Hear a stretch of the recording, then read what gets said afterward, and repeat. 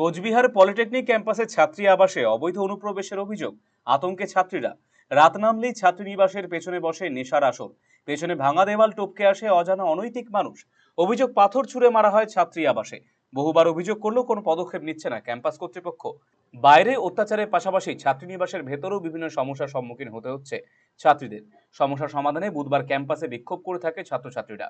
তারা তাদের সমস্যা সম্বন্ধে প্রিন্সিপালকে লিখিত স্মারকলিপি দিয়েছে। এই বিষয়ে ছাত্রী আবাসে থাকা মল্লিকা সাহা বলেছে, আমাদের ছাত্রী আবাসের কলে জল নেই, নেই সঠিক নিরাপদ ব্যবস্থাও।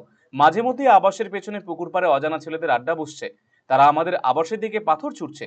আমাদের আবাসের পরিস্থিতি খুবই খারাপ, পেছনে ভেঙে পড়া দেওয়াল টপকে বহু অজানা মানুষ আমাদের ক্যাম্পাসে প্রবেশ করছে বলে অভিযোগ করেছে তারা।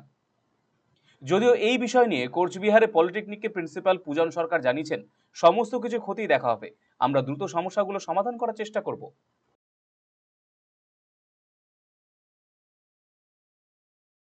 আমাদের মেন টপিকটা হলো ইলেকশন টাইমে আমরা পিছনের ওয়ালটা মান্টুয়াস পল্লী থেকে যে ওয়ালটা আমাদের কানেক্টেড আছে ওই ওয়ালটা ভাঙা ছিল, ওটা আমরা ইলেকশন টাইমে ঠিক করানো হয়েছিল।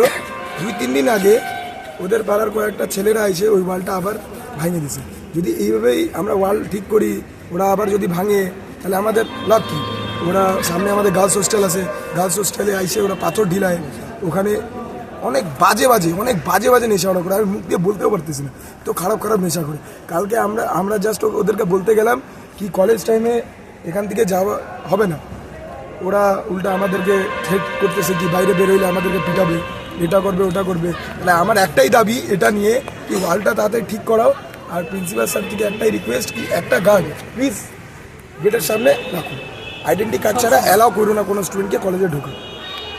আর কি দাবি আছে আমাদের কোনো ডিপার্টমেন্ট বলো, ওয়ার্কশপ বলো, কোনো ইকুইপমেন্ট নাই, আইটি ল্যাবের পিসিগুলো কোনো ঠিক নাই। এইভাবে যদি বলে ছাত্ররা কি ক্লাস করবে, কি শিখবে? প্রিন্সিপালকে জানিয়েছিলেন?